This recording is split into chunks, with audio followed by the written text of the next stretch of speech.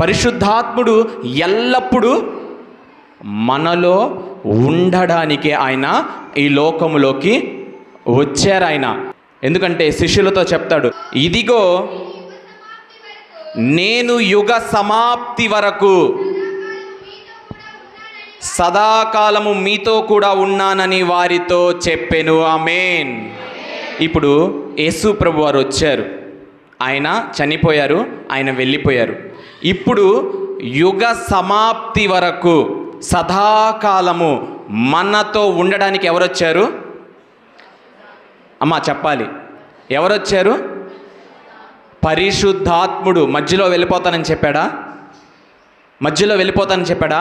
యుగ సమాప్తి వరకు, ఈ యుగము, ఈ భూమి అంతరించేంత వరకు నేను మీలోనే నేను ఉంటానని ఈ లోకమునకు వచ్చాడు. ఆమేన్. ఇప్పుడు పరిశుద్ధాత్ముడు ఇప్పుడు ఎక్కడున్నాడు?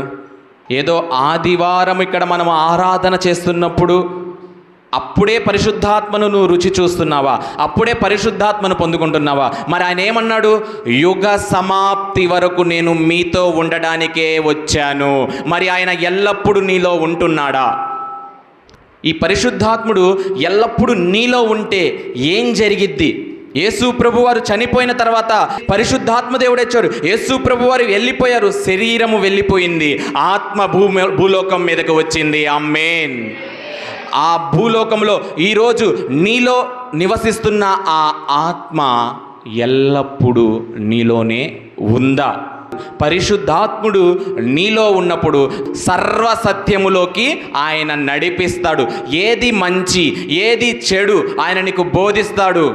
మరి ఈ సర్వసత్యము, ఇది నిజము, ఇది అబద్ధము, నేను చేస్తుంది కరెక్ట్, నాకు వచ్చిన దర్శనము నిజమే, బైబిల్లో ఉన్నదని మనకెలా తెలిసిద్ది?